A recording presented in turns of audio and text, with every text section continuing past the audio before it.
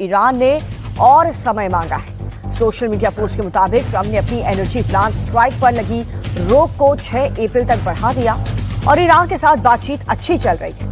Trump ने social media platform पर post करते हुए ये लिखा कि ईरानी सरकार के अनुरोध पर मैं ऊर्जा ठिकानों को तबाह करने की कार्रवाई को 10 दिनों के लिए रोक रहा हूं, जो सोमवार 6 अप्रैल 2026 को रात 8 बजे तक जारी रहेगा। और इन सबके बीच ट्रंप ने एक और बड़ा खुलासा किया। ट्रंप ने दावा किया है कि ईरान ने अमेरिका को कीमती तोहफा भेजा है। ईरान ने होर्मुज से 10 टैंकर्स पार करने की इजाजत दे दी है। 8 टैंकर रवाना हो चुके हैं। ईरान 2 टैंक और भेजेगा।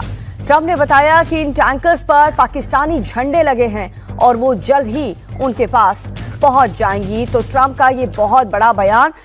इससे पहले ट्रंप ने 5 दिन का ऐलान किया था ईरान पर हमले नहीं करने का, लेकिन अब सीमा को बढ़ा दिया गया है, इस समय को बढ़ा दिया गया और बढ़ा करके ट्रंप ने ऐलान किया कि 10 दिन का सीज़फायर होगा। 10 दिन तक हम न्यूक्लियर प्लांट पर और जितने भी पावरफुल प्लांट हैं ईरान के, उस पर हमला नहीं करेंगे।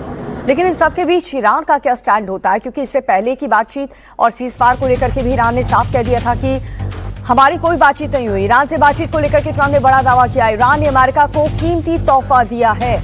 10 टैंकर्स को अमेरिका रवाना कर दिया गया है। 10 ऑयल टैंकर्स का गिफ्ट ट्रंप को दिया गया है, जिसमें से 8 टैंकर स्ट्रेट ऑफ होर्मुज को पार कर चुके हैं।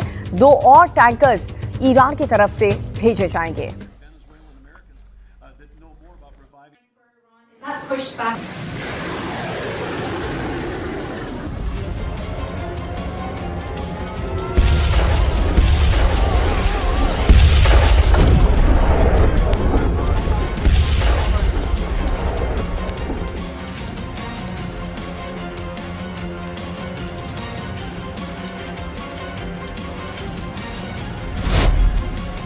ट्रंप ने फिर टाला हमला, ईरान से बातचीत जारी।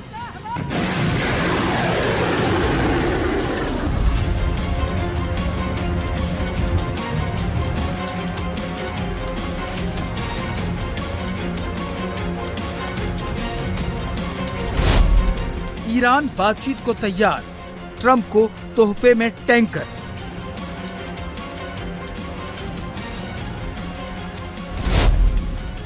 होर्मुज खुलेगा, एनर्जी सप्लाई होगी बहाल, जंग कब रुकेगी?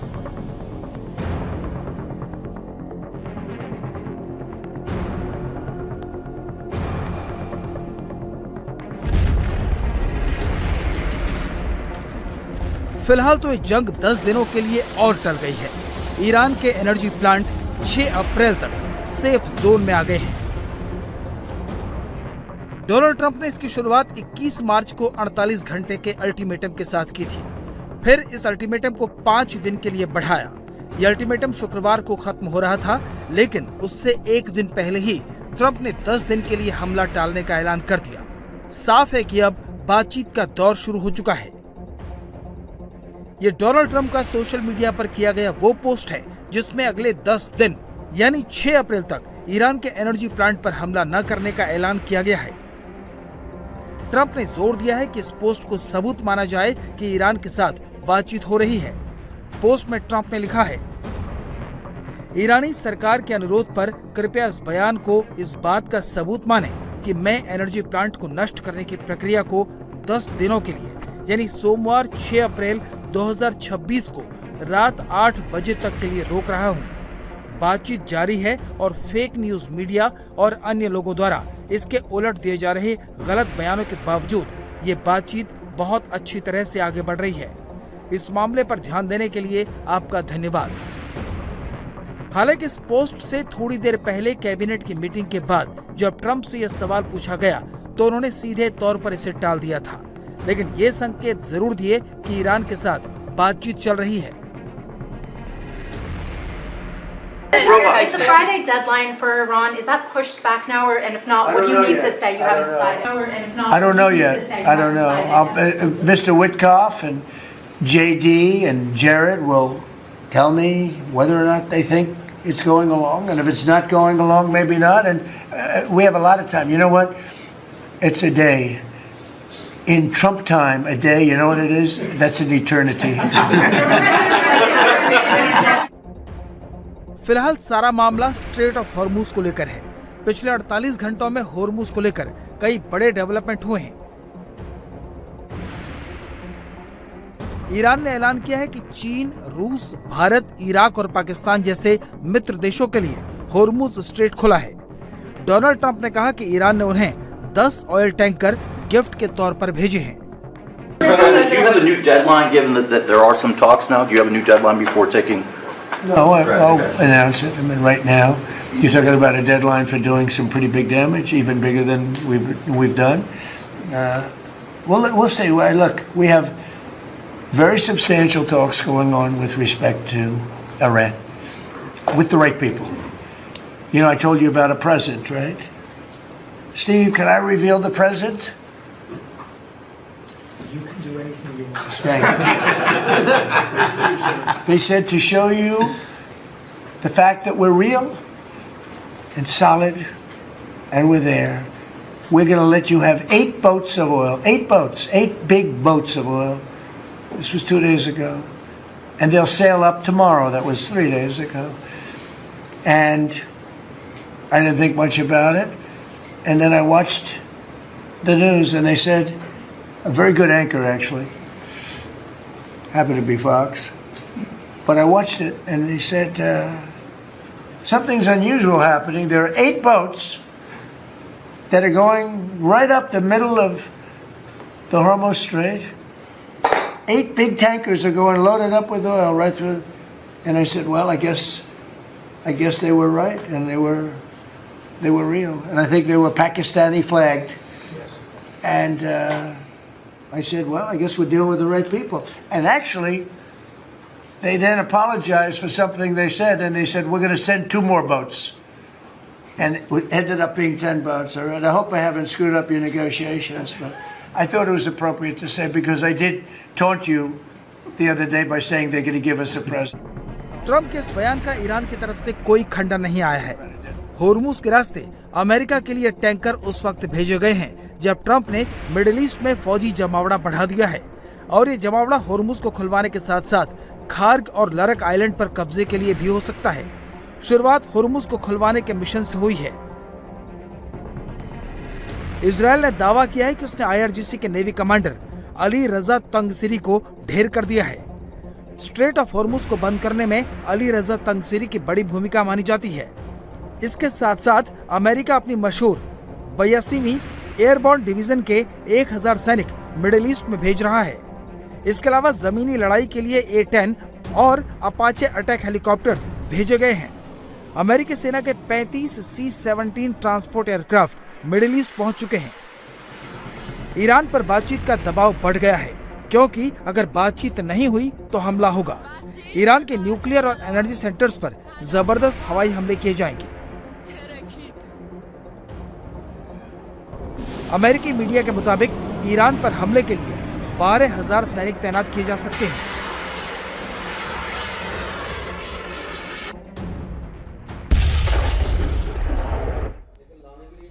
इस बीच सूत्रों के हवाले से बड़ी खबर आ रही है, अमेरिका और ईरान के बीच आमने सामने की बातचीत जल्द शुरू हो सकती है।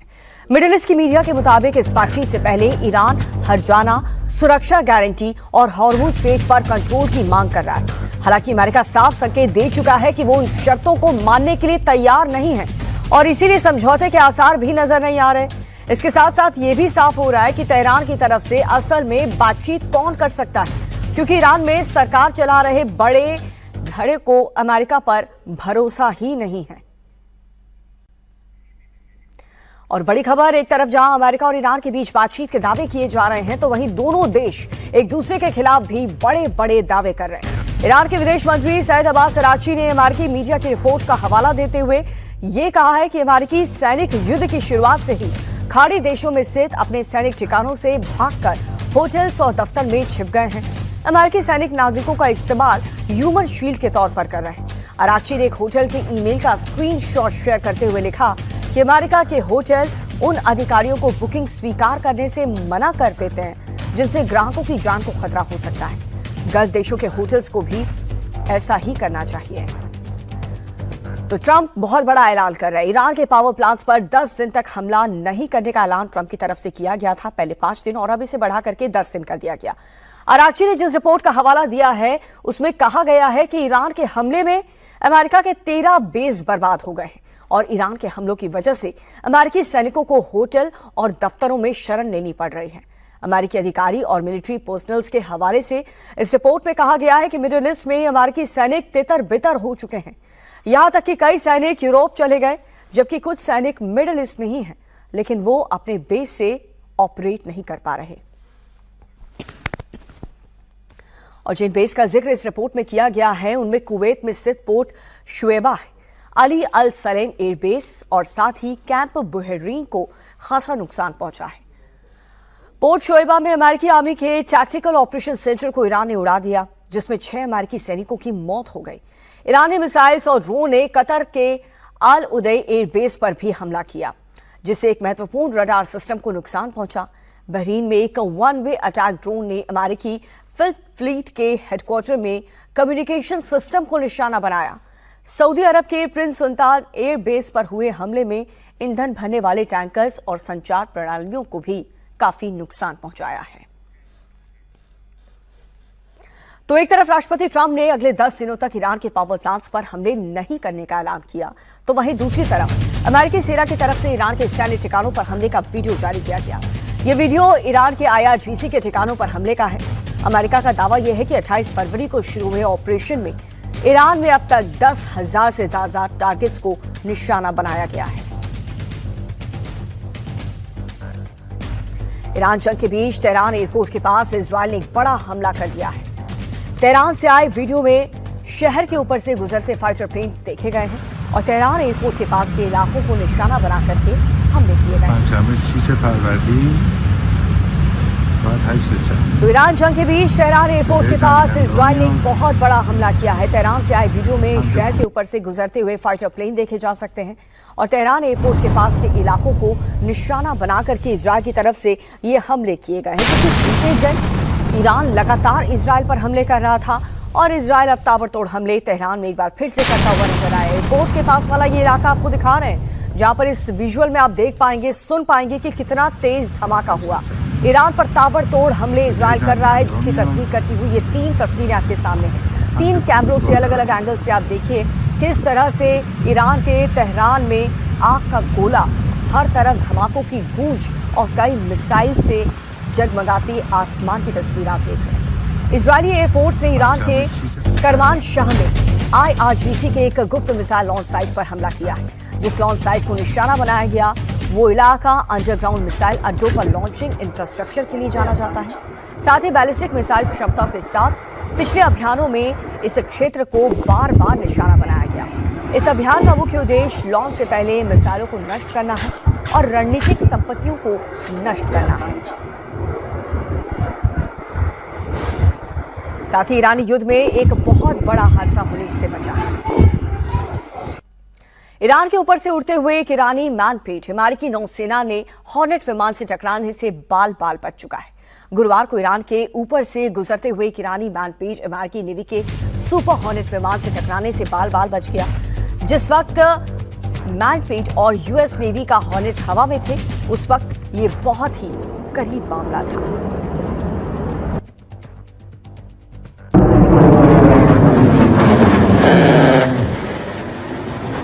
तो एक तरफ अमेरिका की तरफ से डोनाल्ड ट्रंप ये ऐलान करते हैं कि 10 दिन तक ईरान पर हमला नहीं करेंगे, लेकिन वहीं दूसरी तरफ पैरेलली इजरायल ईरान के तेहरान पर लगातार हमले कर रहा है। कई ऐसे रिहायशी इलाके हैं जहां पर बम बारूद इजरायल की तरफ से लगातार गिराए जा रहे हैं।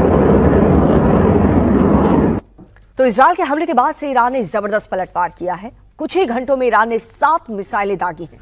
ये हमले काफर, कसीम, तेल अवीव उत्तरी इलाकों में हुए हैं। ईरान के क्लस्टर मिसाइल हमलों में इजरायल के 3 शहरों में 9 लोग घायल हुए हैं। तो वहीं मिडिल ईस्ट में भी ईरान का अटैक जारी है। अबू धाबी में ईरानी मिसाइल को रोकने के लिए छोड़े गए इंटरसेप्टर मिसाइल्स के मलबे से 2 लोगों की मौत हो चुकी है। तो ईरान रुकने वाला नहीं है। जबरदस्त प्रहार वो इजरायल और मिडिल ईस्ट में मौजूद US बेसेस को लगातार टारगेट कर रहा है। जो इंटरसेप्टर मशीन से, सिस्टम से, एयर डिफेंस सिस्टम है, उसे भी नष्ट करने की कोशिश की जा रही है। अब आपको ईरान के क्लस्टर बम से इजरायल पर किए गए हमले की एक और तस्वीर दिखाते हैं। ईरान ने इजरायल के कफर कासीम में क्लस्टर बम से हमला किया।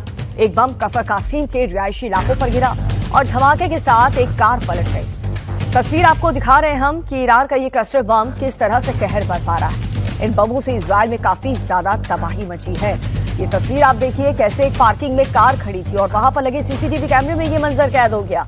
कई ऐसे वीडियोस और फुटेजेस हैं जो इस युद्ध के सामने नहीं आ पा रहे, लेकिन घर में रिहायशी इलाकों में जो सीसीटीवी कैमरास लगे थे, जो लोग मोबाइल से कैप्चर कर पा रहे हैं, वो दिखाते हैं कि ईरानी मिसाइल इजरायल पर कितने ज्यादा डैमेज की कोशिश करती हुई नजर आ रही है।